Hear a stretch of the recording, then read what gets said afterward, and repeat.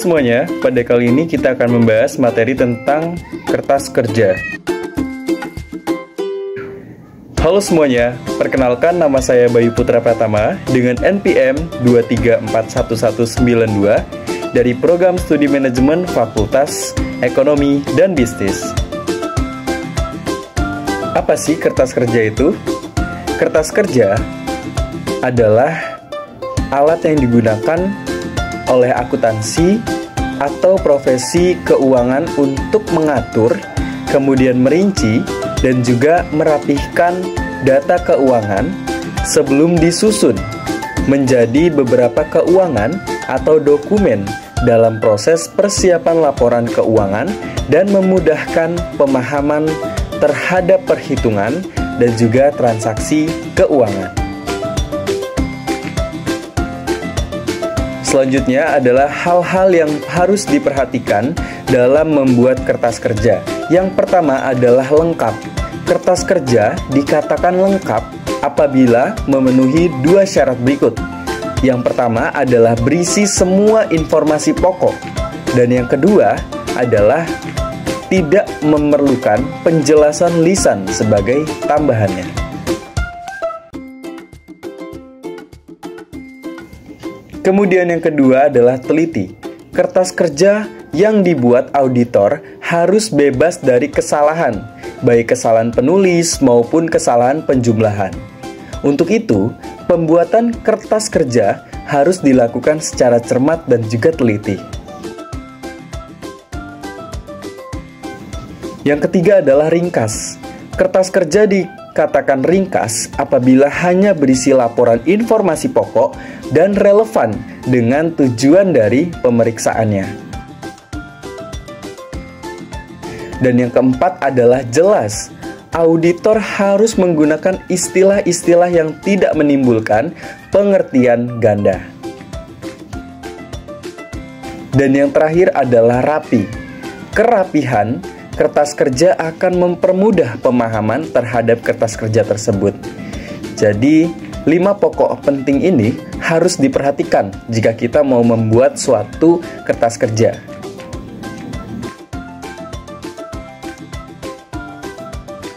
Kemudian apa saja sih tipe dari kertas kerja?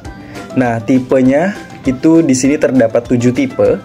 Yang pertama adalah program audit, yang kedua adalah jurnal penyesuaian dan pengklasifikasikan kembali, kemudian yang ketiga working trial balance, kemudian yang keempat adalah daftar pendukung, yang kelima daftar utama, yang keenam memadukan audit dan juga dokumentasi informasi penguat, dan yang ketujuh adalah schedule dan analisis.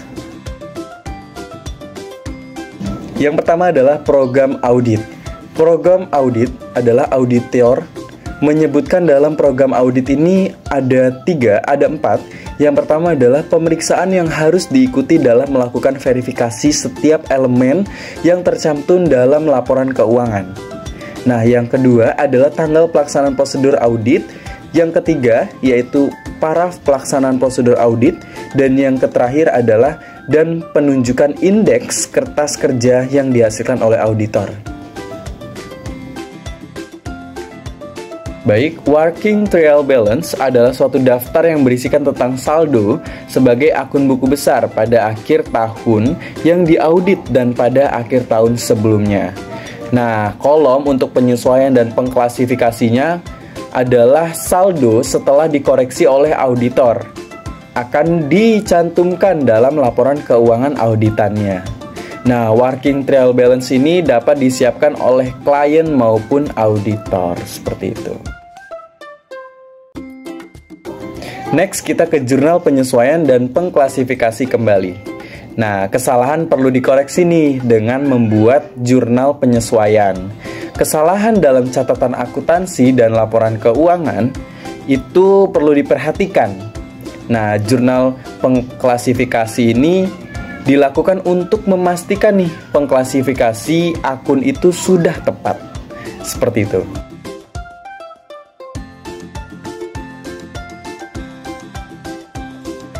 Kemudian di sini juga ada daftar utama.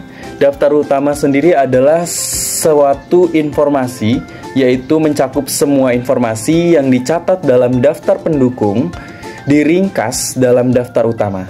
Nah, daftar utama ini merupakan ringkasan akun-akun yang saling berkaitan. Namanya juga utama, ya pasti informasi utama nih di dalam akun tersebut, di dalam daftarnya seperti itu. Kemudian ada memorandum audit dan dokumentasi informasi penguat memorandum audit. Ini adalah suatu data yang tertulis yang disiapkan oleh auditor dalam bentuk naratif. Nah, dokumentasi informasi penguat meliputi pendokumentasian pengajuan pertanyaan mengenai hasil rapat Dewan Komisaris, kemudian juga ada respon nih dari respon konfirmasi, kemudian representasi tertulis dan manajemen dan para pakar yang berasal dari luar organisasi. Jadi agak ribet sebenarnya pembahasan dari memorandum audit dan dokumentasi informasi penguat memorandum audit. Intinya adalah dia mendokumentasikan suatu penguat. Dalam pendokumentasian tersebut ada beberapa pertanyaan yang diajukan kepada Dewan Komisaris, kemudian responnya dikonfirmasi dan juga direpresentasikan secara tertulis, seperti itulah. Selanjutnya adalah schedule utama. Nah, schedule utama merupakan suatu schedule dari analisis yang menunjukkan akun dari masing-masing buku besar dan mengidentifikasi nih schedule atau analisis kertas kerja dari individu yang membuat bukti audit yang diperoleh untuk masing-masing akun dalam kelompok tersebut. Dan terakhir, kita perlu sekali nih, kalau kita mau menyusun suatu kertas kerja, pastinya kita harus mengetahui dulu nih, susunan dari awal sampai akhir itu apa. Sama halnya seperti kita menyusun proposal, book chapter, itu kita lihat berawal dari bab 1 atau dari rumusan masalah. Kalau dari susunan pembuatan kertas kerja, itu adalah yang pertama ada draft laporan audit. Kemudian yang kedua dilanjutkan dengan laporan keuangan auditan. Yang ketiga ringkasan informasi bagi penelaah. Yang keempat adalah program audit. Yang kelima laporan keuangan atas neraca lanjut yang dibuat oleh klien, neraca lajur. Kemudian yang keenam adalah ringkasan jurnal penyesuaian. Yang ketujuh working trial balance. Yang kedelapan adalah daftar utama dan yang kesembilan adalah daftar pendukung. Mungkin kita sudah mengetahui tadi ada beberapa yang sudah dijelaskan yang mungkin nantinya akan bisa meninjau teman-teman lebih menelaah lagi apa sih itu dari kertas kerja dan juga contoh dari penyusunannya, seperti itu.